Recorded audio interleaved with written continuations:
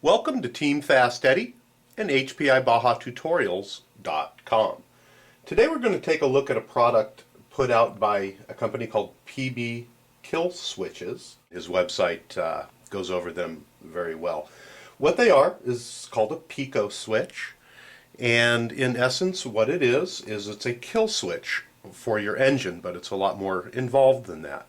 It operates off of the third channel of your radio, and very simply, by hitting a switch, it's going to shut your engine off. Some other added features to it as well is if you lose battery power, it will shut your engine off. And if you lose radio frequency, the failsafe, if set properly on your radio, will also kill the engine. So it is very handy, and it'll eliminate almost 100% of any runaway that you'll have. We're going to use what we call a cutaway today, which is a partially disassembled Baja, to show you how this works. And it is a little bit complicated to install, however it's very basic, and you put a little bit of thought into it and to the particular layout of your Baja, and you won't have any problems with installation. The first part that we're going to install is a replacement switch or shutoff button, which is located right here on your Baja, and it comes with the kits, and it's all pre-wired with the wire leads that you'll need to go to your radio box where the actual kill switch is located. And you will also receive in all of the kits the kill switch itself, which is a very small little electronic device, and it's all pre-programmed and ready to go for you, and it will connect into the third channel connection of your radio inside of your radio box. And then there's also a connector and or two little lines here that you'll have to plug your wires in and use the little screws to tighten down during assembly. And this unit is placed inside the radio box. So to start off with the assembly, you're going to have to take away whatever parts are necessary in order to take off the side of your engine, and that's going to go ahead and pop off. And you're going to replace the switch that comes with your car stock with the PB kill switch kill button, and it is very simple to install. There's two leads, a positive and a negative, that go onto your coil, and you'll simply remove those and plug in the new switch. You are going to have to route the wire once the switch is in through the side of the case of your engine. So if you can take a look down in there, with most cases there is a hole already there, or if you decide to, you can make a small notch in the plastic case, as I did on mine, which makes, I think, the wiring a little bit more tidy inside. And we've gone ahead and already pre-installed this, so you don't have to watch us do that. And everything fits in, and as you saw before, it all lines up properly. You're going to go ahead, and there is a line that connects to that, and we're going to go ahead and run that all the way to our radio box and into our radio box. And you can go through either side. It depends on how you want to route your wiring, and it's completely up to you. What you do want to do is make sure that nothing is getting pinched. As you run your wire through the back here, you also want to avoid running it in front of the rear brace. When you do set your fuel tank in there, we don't want that fuel tank that rides right up against that brace to pinch the wires. So we're going to recommend that you go behind the brace before you run your wire forward. You also want to take a look, and on the bottom of your chassis are two screws that are coming through, and pin nuts. You also want to make sure, however you route your wires, whether it be under the tank or along the side, that wire is not being pinched by the pin nut and the gas tank. So you do need to make sure that nothing is binding up there. As it comes forward, it's going to go into your radio box and mount up inside there, and we'll get to that in a minute. One of the other features that you can have added to your kit, or purchase a kit that already has it, is an LED light. There's two different variations of this. We have gone ahead and installed the unit that puts the LED light on your radio box.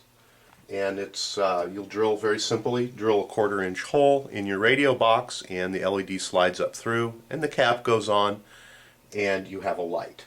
And anytime that your engine is ready to run or not in the kill position, this light is going to light up, and that way you'll always know that your battery's turned on and your radio's all correct, and the light is on. Means you can go ahead and start your engine. If there is no light, that means that there's an issue somewhere, and you need to find out what it is, which is very handy. So the first variation of it is to be on the radio box.